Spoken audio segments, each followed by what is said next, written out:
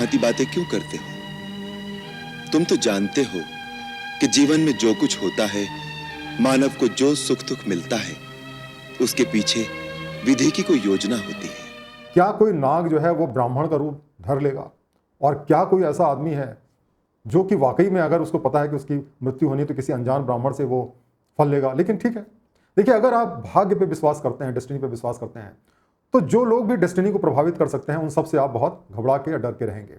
जैसे जो ऋषि मुनि होते हैं, गुरु होते हैं, पंडित होते हैं, बाबा होते हैं, वो अक्सर आपको धमकाते हैं कि अगर आपने ऐसा नहीं किया तो श्राप दे देंगे। जैसे आप एक पुलिस ऑफिसर हैं, अगर आपको किसी को अरेस्ट करना है तो आप सोचते हैं कहीं वो श्राप ना दे दे और हमें उसका दंड न भुगतना पड़े। कोई स्मगलर उसको आप अरेस्ट नहीं करते हैं। शुभ काम में जा रहे हैं आप, दही चीनी खाइए तो बड़ा अच्छा हो जाएगा। या बड़े महंगे महंगे लोग जो है वो जेम्स पहनते हैं और उससे सोचते हैं कि उनकी किस्मत बदल सकती है। लॉजिकली और रैशनली अगर आप सोचेंगे तो आपको पता चलेगा कि एस्ट्रोलॉजी, न्यूमरोलॉजी, पामिस्ट्री, ये सब सूडो साइंस हैं और झूठे हैं, इसमें कोई सच नहीं है।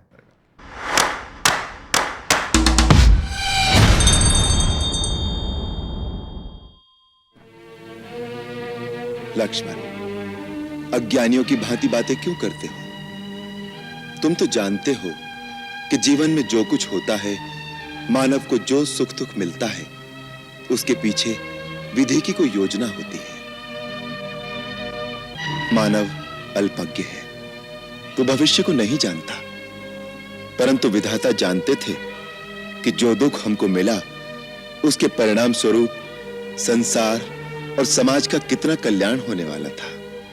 तो जो कुछ होता है भले के लिए ही होता है, ऐसा मानकर सुख दुख को भोगना चाहिए। विधाता दुख शिक्षा के लिए देता है और सुख मानवता की परीक्षा के लिए। जो वीडियो आपने देखा वो रामायण टीवी सीरियल से आता है और इसके अंदर भगवान राम जो हैं वो लक्ष्मण को ये समझा रहे हैं कि जो कुछ भी इस दुनिया में होता है वो विधाता करता है। हमारी विधि में, हमारी किस्मत में जो चीज़ें लिखी हुई हैं हमें उसको भोगना है और उसके अलावा हमारे पास कोई विकल्प नहीं है। तो इस तरीके से ये जो ज्ञान इसमें दिया गया है उससे ऐसा लगता है कि जब हम पैदा होते हैं उससे पहले ही क्या क्या चीज़ें हमारी लाइफ में होनी है वो पहले से डिस्टाइंड रहती हैं और कोई भगवान है जो इंश्योर करता है कि वो सारी चीज़ें हों। हाँ, ये बात ज़रूर है कि हम जो कर्म करते हैं उससे थोड़े बहुत हम उसमें चेंजेस ला सकते हैं, लेकिन वो भी डिसाइड करने वाला भगवान ही है। और इसीलिए बहुत सारे लोग हमारे देश में और सारी दुनिया में डेस्टिनी पे, जिसको हम भाग्य कह सकते हैं, नियत कह सकते हैं, तकदीर कह सकते हैं, प्रारब्ध भी कह सकते हैं, मुकद्दर कह सकते हैं, उस पर डिपेंड करता है और उसमें हम कुछ ज़्यादा नहीं कर सकते। गोस्वामी तुलसीदास जी ने रामायण में भी लिखा है, होई हैं सोई जो राम रचि राखा, को करि तर्क बढ़ावे साखा। इसका मतलब ये होता है कि जो कुछ भगवान राम ने लिख दिया है, रच दिया है हमारी किस्मत में, वही होगा। तर्क करने से क्या फ़ायदा है, रीज़न करने से क्या फ़ायदा है, उससे कोई फ़ायदा नहीं है। और इसलिए भविष्य के बारे में सोच करके इस बात को बढ़ाने से कोई फ़ायदा नहीं है। कहने का मतलब यह है कि हम कठपुतली हैं अपनी किस्मत के और हम कुछ बहुत कर नहीं सकते। तो जो भी भगवान करता है उसको एक्सेप्ट करो और लॉजिक और रीज़न लगाने की ज़रूरत नहीं है। अब ये कोई रामायण की कथा नहीं है, ये हमारे धर्म शास्त्रों में बहुत सारी कहानियों में इसका जिक्र आता है, जिसमें हमें ये कन्विंस करने की कोशिश की जाती है बल्कि कि हम कठपुतली हैं विधाता के हाथ के और हम कुछ ज़्यादा कर नहीं सकते। जो होना है वो तो होना ही है। अब जैसे अगर हम परीक्षित की कहानी के बारे में विचार करें तो परीक्षित जो है वो हस्तिनापुर के राजा थे। वो बहुत ही जस्ट और फेयर किंग माने जाते हैं कुरु डायनेस्टी के।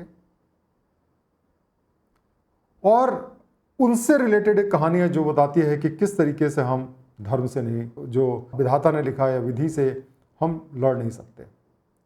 ऐसा कहते हैं कि एक बार जो ऋषि समीका थे उनसे उनका एक इनकाउंटर हुआ, जिसमें उन्होंने क्या किया कि उनके गले में मरा हुआ सांप जो है उन्होंने लटका दिया, और वो पूजा पाठ में विलीन थे।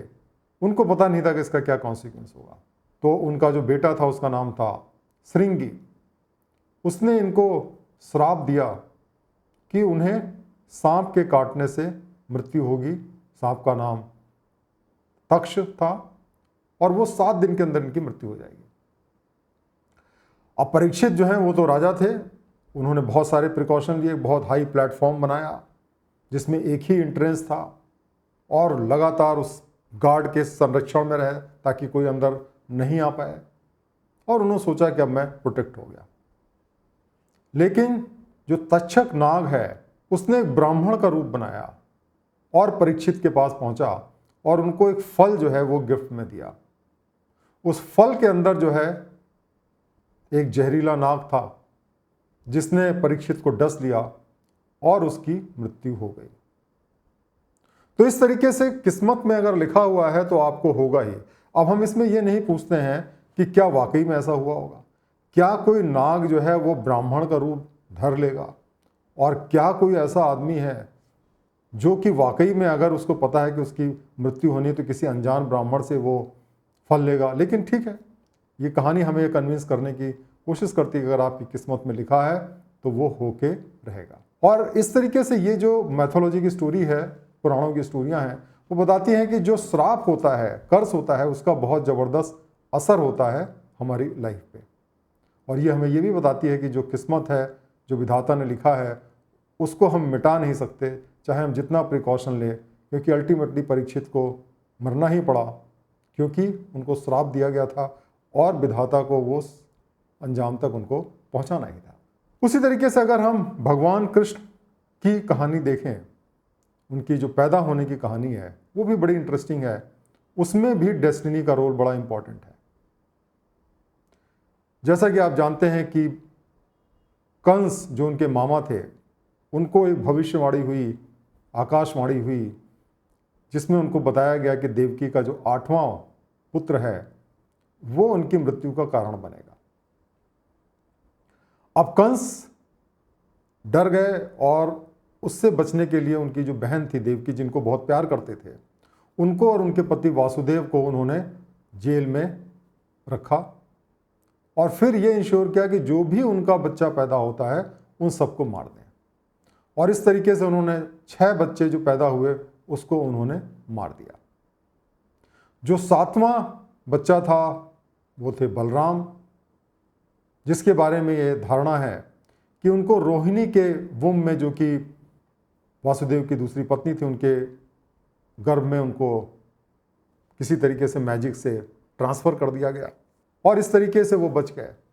जब कृष्ण भगवान पैदा हुए तो उनको, जैसा कि आप जानते हैं कि वसुदेव जी ने स्वयं उनको पार लगाया, नदी से सारे दरवाजे खुल गए और अल्टीमेटली उनको गोकुल पहुंचा दिया गया, नंद और यशोदा के पास में, और इस तरीके से वहाँ पे उनकी परवरिश हुई। और आखिरकार एक लड़की को लेकर के आए और उसको जो है कंस ने समझा कि ये 8वां संतान है और उसको मार दिया। लेकिन कृष्ण बचे रहे और अल्टीमेटली कृष्ण ने कंस को मारा। इस तरीके से कंस का खात्मा हुआ और जो भविष्यवाणी थी उनके बारे में सत्य हुई। तो इस तरीके से दोस्तों ये जो एक धारणा है कि जो किस्मत में लिखा है वो तो होके रहेगा, हम कुछ बहुत कर नहीं सकते इस मामले में। तो सबसे पहले हम जानते हैं कि ये जो अलग अलग टर्म्स हैं इनके क्या क्या मतलब है। डेस्टिनी के बहुत सारे मतलब हैं, जैसे डेस्टिनी को हम भाग्य कह सकते हैं, नियत कह सकते हैं। इसका मतलब कि वो pre determined course of event है, पहले से डिसाइडेड है, जो होना ही है। फेट जो शब्द है वो भी मिलता जुलता है, उसको कई बार हम तकदीर कहते हैं, कई बार उसको प्रारब्ध भी कहा जाता है, जो कि हमारे पूर्व जन्मों का जो एक्युमुलेटेड कर्म होते हैं उसकी वजह से होता है। और वो भी इस बात को कहता है कि जो हमने कर्म किए, जो हमारे एक्शंस हैं, उसको हमें भुगतना है। लक, जिसको हम मुकद्दर भी कह सकते हैं, वो भी चांस इवेंट को रिफर करता है, लेकिन मेनली इसका जो रेफरेंस होता है वो किस्मत पे होता है। फॉर्चून जब अच्छा काम करते हैं बड़े कहते हैं बड़ी अच्छी तकदीर है। और कर्स या जो श्राप होता है उसका मतलब ये होता है कि अगर हम कोई बुरा काम करेंगे, कोई निगेटिव काम करेंगे, तो फिर विधाता या भगवान हमको उसकी सजा देगा। अब ऐसा नहीं है कि जो चीज़ आपके किस्मत में लिख दी गई उसको हार्ड कोडेड है, आप चेंज नहीं कर सकते। उसके बारे में कहा गया है कि कर्म जो होता है वो एक इम्पॉर्टेंट रोल प्ले करता है हिंदू फिलॉसफी के हिसाब से या सनातन धर्म के हिसाब से। हमारी जो डेस्टिनी होती है वो कर्म से प्रभावित होती है, क्योंकि डेस्टिनी इटसेल्फ डिसाइड होती है हमारे एक्यूमुलेटेड कर्मों से, जो कि हमारे पूर्व जन्म के भी कर्म हो सकते हैं और पूर्व जन्म और प्रेजेंट जन्म के कर्म भी होते हैं। अब पूर्व जन्म के कर्म तो आप कुछ कर नहीं सकते और पहले भी जो हो गया उस पर भी आप कुछ कर नहीं सकते। तो इस तरीके से हर पॉइंट पे हमारी डेस्टिनी एक तरीके से फिक्स रहती है, लेकिन कर्म से जो है हम उसको थोड़ा बहुत बदल सकते हैं। तो इंडिविजुअल जो एक्शंस होते हैं उससे हम डेस्टिनी को थोड़ा बहुत बदल सकते हैं। और जो लक होती है वो बेसिकली एक्चुअली जो हमारे स्क्रिप्चर्स है उसके हिसाब से वो भी प्री डेस्टाइंड होती है। अगर आपके अच्छे कर्म हैं तो आपकी लक अच्छी होगी, आप सफलता पाएंगे। बुरे कर्म है तो आपकी लक खराब होगी और आप असफलता पाएंगे। तो दोस्तों ये जो विश्वास है हमारा डेस्टिनी पे, भाग्य पे, ये क्या फायदा ही है इससे, क्या नुकसान है, इसको जानते हैं। देखिए, अगर आप भाग्य पे विश्वास करते हैं, डेस्टिनी पे विश्वास करते हैं, तो जो लोग भी डेस्टिनी को प्रभावित कर सकते हैं उन सब से आप बहुत घबरा के या डर के रहेंगे। जैसे जो ऋषि मुनि होते हैं, गुरु होते हैं, पंडित होते हैं, बाबा होते हैं, वो अक्सर आपको धमकाते हैं कि अगर आपने ऐसा नहीं किया तो श्राप दे देंगे। पंडे लोग होते हैं, फिर आप उनसे बड़ा डर के रहते हैं। फिर अगर आप कोई कर्म करते हैं जिससे दूसरों को तकलीफ होती है, जैसे आप एक पुलिस ऑफिसर हैं, अगर आपको किसी को अरेस्ट करना है तो आप सोचते हैं कहीं वो श्राप ना दे दे और हमें उसका दंड ना भुगतना पड़े। कोई स्मगलर हो उसको आप अरेस्ट नहीं करते हैं क्योंकि आपको लगता है उसके श्राप से आप प्रभावित हो सकते हैं। फिर हम अपनी डेस्टिनी को जानने की कोशिश करते हैं, उसके लिए बहुत सारे टेक्नोलॉजी है, बहुत सारी नॉलेज है, जैसे एस्ट्रोलॉजी है, न्यूमरोलॉजी है, पामिस्ट्री है, हाथ देखने का, संचित कर्मा का प्रिंसिपल है, प्रीवियस लाइफ का प्रिंसिपल है, रीबर्थ का प्रिंसिपल है। ये सब बेसिकली एक्सप्लेन करने की कोशिश करते हैं कि हमारी डेस्टिनी क्या है, क्यों है। और एक बार अगर आपको पता चल जाता है कि आपकी कोई डेस्टिनी है, कि आपका बुरा होने वाला है, अच्छा होने वाला है, तो ये जो एस्ट्रोलॉजी, न्यूमरोलॉजी, पामिस्ट्री, ये सारे लोग जो हैं आपको कन्विंस करने की कोशिश करते हैं कि आप इसको बदल भी सकते हैं। और उसके भी बड़े सारे मेथड बताए गए हैं, जैसे आप पूजा पाठ करें, बहुत सारे रिचुअल करें, भगवान की प्रार्थना करें, बहुत सारे धर्म स्थलों पर जाएं, मंत्र का जाप करें। और इसी से पैदा होते हैं बहुत सारे सुपरस्टिशन, जैसे कोई शर्ट अगर आपने पहन ली तो आपकी किस्मत अच्छी हो गई, कोई नंबर जो है उसकी टी शर्ट पहनी बड़ी वो फेवरेट है, एक दिन काम करेंगे बड़ा अच्छा रहेगा। पर्टिकुलर चीज़ खाना, जैसे आप शुभ काम में जा रहे हैं, आप दही चीनी खाइए तो बड़ा अच्छा हो जाएगा। या बड़े महंगे महंगे लोग जो है वो जेम्स पहनते हैं और उससे सोचते हैं कि उनकी किस्मत बदल सकती है। क्योंकि अगर आप ये मान लेते हैं कि आपकी डेस्टिनी कोई सुपर नेचुरल फोर्स डिसाइड करती है, तो उसको कन्विंस करने के बड़े तरीके हैं और वो मेथड फॉलो करके आप उसको चेंज करना चाहते हैं। तो इस तरीके से बड़ा स्ट्रेंज तरीके से काम करती है। पहले आपको डर दिखाया जाता है और डर के बाद में उसका सोल्यूशन भी बताया जाता है कि आप कैसे इससे मुक्ति पा सकते हैं। लेकिन दोस्तों, हकीकत यह है कि कोई भगवान नहीं है, कोई डेस्टिनी नहीं है, कोई फेट नहीं है और ना ही किसी कर्ज का असर होता है, किसी श्राप का असर होता है। यह साइंटिस्ट का व्यू है। और लॉजिकली और रैशनली अगर आप सोचेंगे तो आपको पता चलेगा कि एस्ट्रोलॉजी, न्यूमरोलॉजी, पामिस्ट्री, ये सब सूडो साइंस हैं और झूठे हैं, इसमें कोई सच नहीं है। जो प्रेयर्स हैं, रिचुअल्स हैं, पिलग्रिमेज हैं, मंत्र हैं, या महंगे महंगे जो आप जेम्स पहनते हैं, वो आपको साइकोलॉजिकल रिलीफ तो दे सकते हैं, लेकिन उनका कोई असर एक्चुअली होता नहीं है। उसके बहुत सारे नेगेटिव साइड्स भी हैं, उसको भी हम डिस्कस करेंगे। तो पहले हमें जानने की जरूरत है कि ऐसा कोई भगवान नहीं है जो आपकी प्रेयर को सुन रहा है, और ऐसी कोई जगह नहीं कि आपकी डेस्टिनी फिक्स है और आपको उसको पाना ही है। लेकिन आप कहेंगे कि ऐसा कैसे है? तो सबसे पहले हम इसमें एक एग्जाम्पल लेंगे एस्ट्रोलॉजी का, क्योंकि एस्ट्रोलॉजी जो है वो बहुत कॉमन है सारी दुनिया में, और लोग अक्सर इसका इस्तेमाल करते हैं अपनी डेस्टिनी को जानने के लिए और उसको बदलने के लिए। लेकिन जो साइंटिफिक कम्युनिटी है पूरी दुनिया में वो एस्ट्रोलॉजी को सूडो साइंस मानती है, जबकि एस्ट्रोलॉजर कहते हैं कि साहब ये पूरी की पूरी साइंस है। एस्ट्रोलॉजी किसी स्क्रिप्चर से आती है या अक्सर जो है वो किसी अथॉरिटेटिव बुक से आती है जो कि हजारों साल पहले लिखी गई, लेकिन जब हम उसके प्रेडिक्शंस को टेस्ट करते हैं कंट्रोल कंडीशन में, तो हम देखते हैं कि उसके प्रेडिक्शंस बिल्कुल ही इनइफेक्टिव हैं, उसका कोई मतलब नहीं है, उसमें कोई एक्यूरेसी नहीं है। दूसरी बात यह है कि एस्ट्रोलॉजी में कोई मेथड नहीं है कि ये जो स्टार्स हैं जो कि लाखों करोड़ों किलोमीटर दूर हैं वो कैसे आपकी डेस्टिनी को अफेक्ट करते हैं, बस करते हैं ऐसा बोल दिया गया है। एस्ट्रोलॉजर्स अक्सर अपनी फाइंडिंग्स को पब्लिक में शेयर नहीं करते हैं कि भाई हमने 100 केस में प्रेडिक्शन किया, उसमें ये सही आया ये गलत आया, ऐसा कभी प्रेडिक्शन नहीं करते हैं, और इसीलिए उसका क्रिटिकल इवैल्यूएशन करना कि कितना सही है कितना गलत है वो बहुत मुश्किल होता है। और एस्ट्रोलॉजर अपने साइंटिफिक प्रेडिक्शन के लिए या एस्ट्रोलॉजी के प्रिंसिपल्स को डिराइव करने के लिए कोई भी साइंटिफिक मेथड फॉलो नहीं करते, बल्कि जो ऑलरेडी लिखा हुआ है उसी को फॉलो करते हैं, उसी के बेसिस पे प्रेडिक्शन करते हैं। तो चलिए जानते हैं कि वाकई क्या एस्ट्रोलॉजिकल प्रेडिक्शन सही होते हैं। अब देखिए, एक बहुत बड़े साइंटिस्ट हैं जयंत नार्लिकर, और एक बहुत बड़े सोशल रिफॉर्मर हुए हैं जिनका नाम है नरेंद्र डबोलकर, जिनका कि मर्डर कर दिया गया। उन्होंने एक्सपेरिमेंट किया, उनकी एक टीम बनी और उन्होंने इस बात को जानने की कोशिश की कि एस्ट्रोलॉजी क्या वाकई में साइंस है, और बड़ा सिंपल मेथड अडॉप्ट किया गया। उन्होंने क्या किया कि 27 एस्ट्रोलॉजर्स को सेलेक्ट किया गया और उनको 40 कुंडली जो हैं वो लोगों की दी गई, जिसमें से आधी कुंडली जो हैं वो इंटेलेक्चुअली डिसेबल्ड लोगों की थी, मतलब वो मेंटली चैलेंज थे, और आधी जो है वो इंटेलिजेंट लोगों की थी। और उनसे कहा गया कि भाई आप ये बताइए कि कौन सी कुंडली इंटेलिजेंट व्यक्ति की और कौन सी मेंटली रिटार्डेड व्यक्ति की है।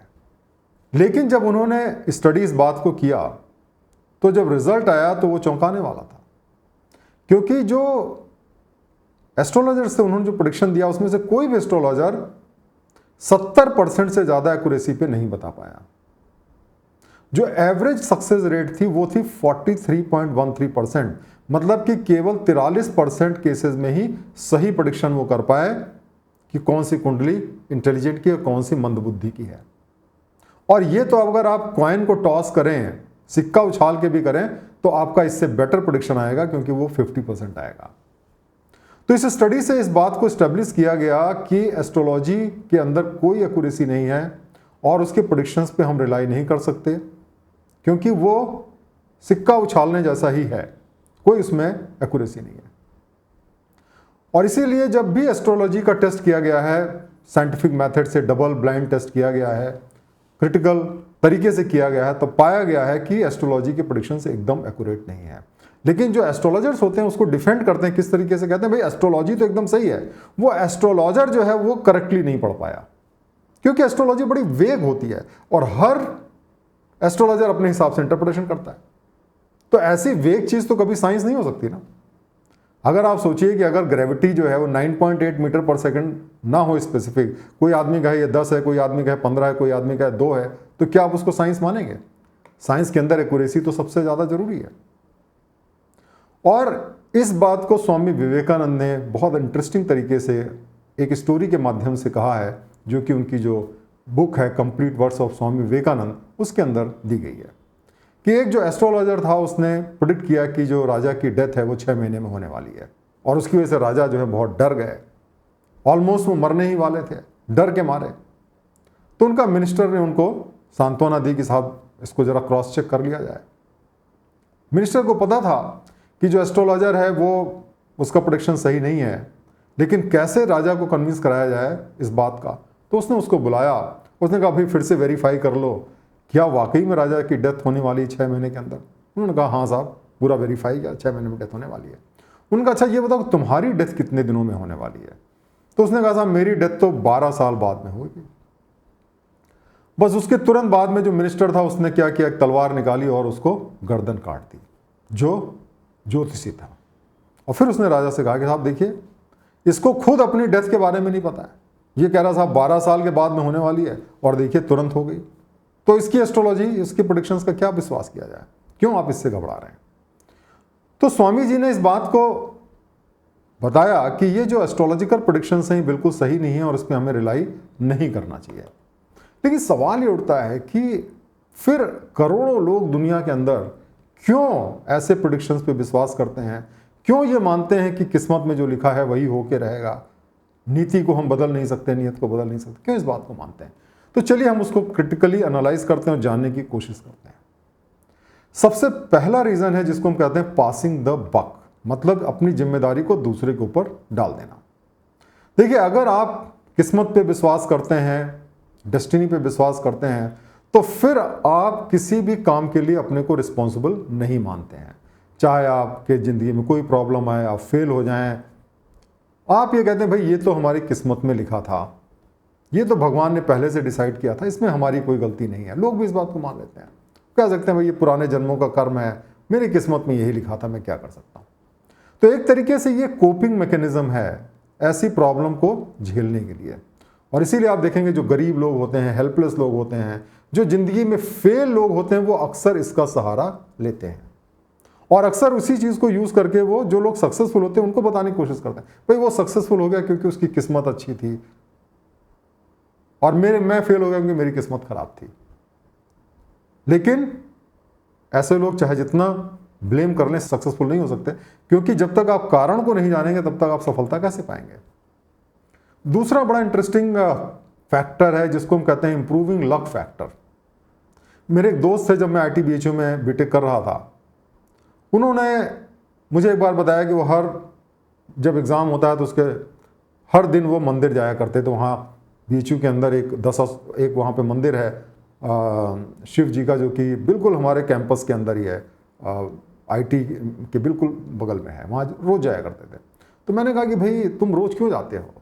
तो उन्होंने कहा मैं अपना लक फैक्टर इंप्रूव करने आता हूँ। हमने कहा भाई लक फैक्टर क्या है? उन्होंने कहा, मुझे एक फार्मूला बताया कि देखो हमारी जो परफॉर्मेंस है वो हमारी ability multiplied by luck factor पे डिपेंड करती है। लक फैक्टर का मतलब जो हमने लिखा, जो हमने पढ़ा, अगर वही एग्ज़ाम में आ गया तो हमारी लक अच्छी है, और अगर नहीं आया तो हमारी लक खराब है। तो मैं इसलिए आता हूँ मंदिर में कि मेरा लक फैक्टर इंप्रूव हो जाए। पढ़ाई मैं पूरी करता हूँ लेकिन लक फैक्टर इंप्रूव करता हूँ। और वो हमारे बैच के टॉपर्स में भी थे, तो नेचुरली बहुत सारे लोग उसकी बात को सही मानते थे, वो भी मंदिर आया करते थे। तो अक्सर लोग इस तरीके के काम करते हैं, वो रिचुअल्स फॉलो करते हैं, प्रेयर फॉलो करते हैं, एस्ट्रोलॉजर को कंसल्ट करते हैं, हाथ देखने वालों को कंसल्ट करते हैं, न्यूमरोलॉजिस्ट को कंसल्ट करते हैं कि अपना लक फैक्टर इंप्रूव किया जाए। वो मेहनत भी करते हैं लेकिन साथ साथ में अपना लक फैक्टर भी इंप्रूव करते हैं। लेकिन इसका जो दुष्परिणाम ये होता है कि जब वो फेल होते हैं तो फिर अपने को ब्लेम करने की जगह वो कहते हैं भाई हमने ये ठीक से नहीं किया, एस्ट्रोलॉजर गलत था, चलो दूसरे के पास चलते हैं, या पूजा हमने ठीक से नहीं की, चलो अब अपना नाम बदल लेते हैं। इस तरीके की चीज़ों पे वो जाते हैं और उससे कोई उनको फ़ायदा नहीं होता। तीसरा इंपॉर्टेंट रीज़न होता है कॉस्ट बेनिफिट एनालिसिस। देखिए, इसमें जो कॉस्ट होती है ये रिचुअल्स को फॉलो करने की, वो बड़ा कम होती है। आपने दही खा ली, 1 मिनट को हाथ जोड़ लिया, और आपको लगता है अगर उससे इतना सारा फायदा हो सकता है तो क्या नुकसान क्या है, चांस देने में क्या बुराई है।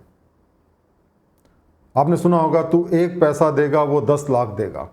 अगर 1 पैसा देने से आपको 10 लाख मिल जाता है तो देने में क्या बुराई है।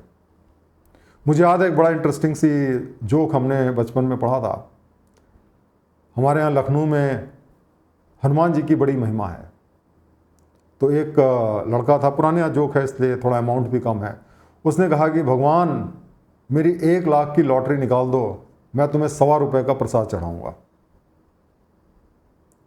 तो हनुमान जी प्रकट हो गए। उन्होंने कहा, अरे मूर्ख, क्या मुझे नहीं पता कि मिठाई की दुकान कहाँ है? मैं तुमको 1 लाख रुपए दूंगा 1.25 रुपये का प्रसाद लेके। अब ये तो खैर एक जोक ही है, लेकिन इसमें मेन मैसेज ये है कि लोग सोचते हैं यार ₹1.25 के प्रसाद से अगर ₹1,00,000 का इनाम निकल सकता है तो क्या प्रॉब्लम है, दे दो ₹1.25। तो इसी तरीके से जब छोटे छोटे रिचुअल्स होते हैं उसको करने से हमें इतना बड़ा प्रॉमिस किया जाता है तो हम कहते हैं चलो कर लो। फिर साथ साथ में हमें डर भी लगता है कि अगर ये नहीं किया तो हमारा बड़ा नुकसान हो सकता है, और इस वजह से भी लोग अक्सर इन सब टोटकों के चक्कर में फंस जाते हैं। लेकिन ये टोटके बढ़ते चले जाते हैं, बढ़ते चले जाते हैं। आप इससे फेल हो जाते हैं, फिर अगला टोटका, फिर अगला टोटका, फिर अगला टोटका, और एक्सपेंसिव और एक्सपेंसिव, और फिर आप असली कारण पे जाते नहीं है, असली प्रॉब्लम को एनालाइज नहीं करते, प्रॉब्लम बढ़ती चली जाती है। अब चलिए, ये तो खैर साइकोलॉजिकल रीजन हो गए।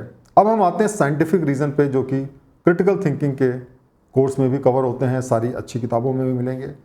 वो है कॉग्निटिव बायसेस। कॉग्निटिव बायसेस क्या होते हैं? जो हम शॉर्टकट, मेंटल शॉर्टकट जो हमारे होते हैं, जिसके बेसिस पे हम डिसीजन लेते हैं, वो होते हैं कॉग्निटिव बायसेस। मतलब हम सारी चीज़ों को एनालाइज नहीं करते, जो हमें फास्ट सोल्यूशन मिलता है उसको हम फॉलो करते हैं। अब उसमें पहला बायस होता है अवेलेबिलिटी बायस। हमारी टेंडेंसी होती है कि जो रेडिली अवेलेबल इंफॉर्मेशन है उसके बेसिस पे हम डिसीजन लेते हैं, बजाय इसके कि सारी इंफॉर्मेशन को इकट्ठा करें। अब सब जगह आपको यही लोग बताएंगे कि भाई मैंने ये काम किया, या पिक्चरों में देखेंगे तो साहब जो है वो कहेंगे साहब हमने एस्ट्रोलॉजर को कंसल्ट किया और हमने जो है पूजा की और हमें ये सफलता मिली। तो आदमी के दिमाग में बैठ जाती है कि भाई ऐसा करने से ही सफलता मिलेगी। ऐसा आप शायद ही किसी पिक्चर में देखें जहाँ पे कोई आदमी भगवान की बहुत पूजा कर रहा है और उसके बाद में उसका काम पूरा नहीं हुआ। होगा ही होगा।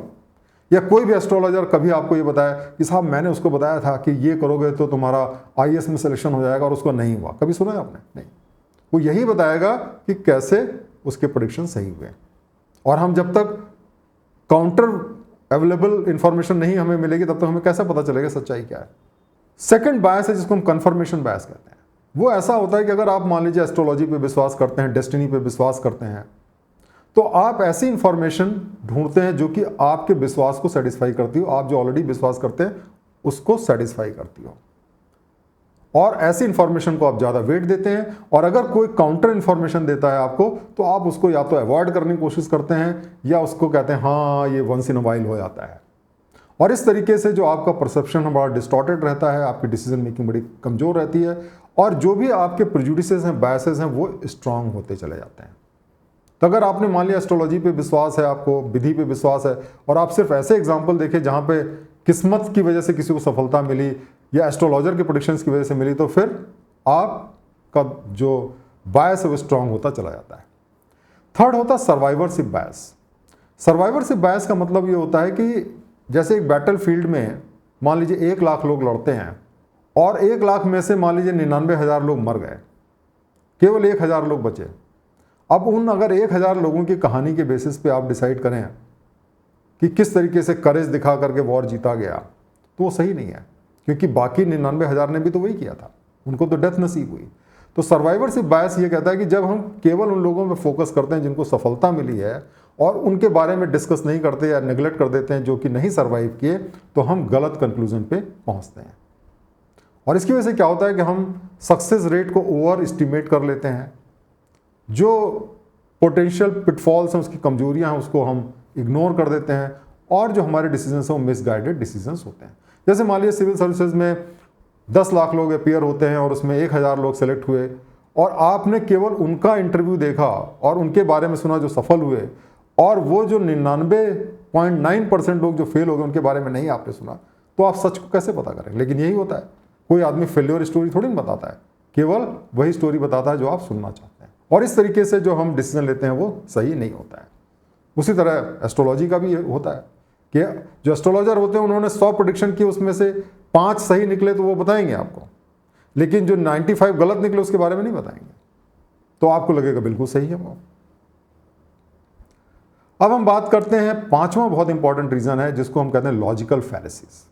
लॉजिकल फैलेसीज क्या होती हैं? जो लॉजिकली जो चीज़ें सही दिखती हैं, लॉजिकली करेक्ट लगती है, लेकिन वो सही लॉजिक नहीं है, उनको लॉजिकल फैलेसीज कहा जाता है, जो कि क्रिटिकल थिंकिंग का बहुत इंपॉर्टेंट हिस्सा है। इसमें से जो लागू होती है, एक तो होती है appeal to authority. Appeal to authority मतलब कि अगर कोई बात भगवान ने कही है या धर्म ग्रंथों में लिखी है तो वो कैसे गलत हो सकती है, या कोई बात है जिसको कि हमारे प्रधानमंत्री, हमारे मुख्यमंत्री और ये साइंटिस्ट विश्वास करते हैं, कैसे गलत हो सकती है। इसको कहते हैं अपील टू अथॉरिटी। लेकिन ऐसा नहीं है कि बहुत सारी धर्म ग्रंथों में चीज़ें लिखी हैं जो कि गलत साबित हुई हैं, और इसका मतलब ये नहीं है कि जो चीज़ लिखी गई है वो सही है। जैसे कि धर्म ग्रंथों में ये भी लिखा गया था कि अर्थ जो है फ्लैट होती है, ये भी लिखा गया था कि सूरज जो है वो पृथ्वी के चक्कर मारता है, लेकिन आज हम जानते हैं कि ये बातें गलत हैं। दूसरी जो इसमें फैलेसी है वो अपील टू पॉपुलर ओपिनियन, कि जो चीज़ ज़्यादातर लोग विश्वास करते हैं वो चीज़ सही होगी। अब ज़्यादातर लोग मान लीजिए भगवान पे विश्वास करते हैं, इसका मतलब कि भगवान सही है। पहले जब कोई विपदा आती थी, जैसे प्लेग हो गया, तो ज़्यादातर लोग ये मानते थे कि भाई ये भगवान ने हमारे बुरे कर्मों की वजह से भेजा, लेकिन वो सही तो नहीं है। साइंटिस्ट ने सही रीज़न जाना और उसको एलिमिनेट किया। बहुत सारे लोग ये मानते थे कि राहु और केतु जो होते हैं वो सूरज और चंद्रमा को खा लेते हैं, उस वजह से सूर्य और चंद्र ग्रहण होता है, लेकिन आज हम जानते हैं कि वो चीज़ें सही नहीं है। तो कोई भी चीज़ पॉपुलर है इसका मतलब कि वो सही है, ये बात सही नहीं है, क्योंकि ये अपील टू पॉपुलर ओपिनियन जो है वो फैलेसी है। अगर सारी दुनिया भी किसी गलत चीज़ को माने तो वो सही नहीं हो जाती है। तो दोस्तों इसलिए इंपॉर्टेंट है कि हम रैशनल थिंकिंग करें और इस बात को समझने की कोशिश करें कि ऐसा कोई भगवान नहीं है आकाश में बैठा हुआ या कहीं पे जो हमारी डेस्टिनी को डिसाइड कर रहा है, या ऐसा नहीं कि साहब हमारे कर्म जो होते हैं पुराने जन्म के और इस जन्म के वो सब मिल करके हमारी डेस्टिनी को डिसाइड करते हैं। लक है या श्राप है, इन सब चीज़ों का कोई असर नहीं होता है। अब श्राप होता है उसका एक साइकोलॉजिकल इंपैक्ट हो सकता है। आप कोई गलत काम करते हैं, श्राप देता है तो एक गिल्टी फीलिंग होती है, या मान लीजिए आपने बहुत लोगों के साथ गलत किया तो फिर वो आपके ऊपर आएगा, बट वो श्राप की वजह से नहीं होता है, आपके कर्मों की वजह से होता है, उसका एक्शन का रिएक्शन रहता है, उसकी वजह से होता है। हम लोग खुद अपनी डेस्टिनी को बनाते हैं, इस बात को मानना पड़ेगा, इस बात को समझना पड़ेगा। थॉमस जेफरसन ने लक के बारे में एक बहुत इंपॉर्टेंट कोट कहा था कि I am a greatest believer of in luck and I find the harder I work the more I have it. मतलब कि जितनी मेहनत मैं ज़्यादा करता हूँ उतना ही मैं लकी हो जाता हूँ, क्योंकि आप जितनी मेहनत करेंगे आपके सक्सेस के चांसेस उतना इंप्रूव हो जाते हैं। तो अगर लक का मतलब हार्ड वर्क से है तो मैं इस बात को मानता हूँ, लेकिन लक का मतलब अगर ये है कि किस्मत में लिखा हुआ है तो ये बात सही नहीं, उसको हमें मानने की जरूरत है। और इस तरीके से जितनी स्टोरीज़ हैं जो आपको बताती हैं डेस्टिनी के बारे में, कर्म के बारे में और फेट के बारे में, वो सब सही नहीं है, बल्कि सब मनगढ़ंत कहानियाँ हैं, उस पर विश्वास करने की ज़रूरत नहीं है।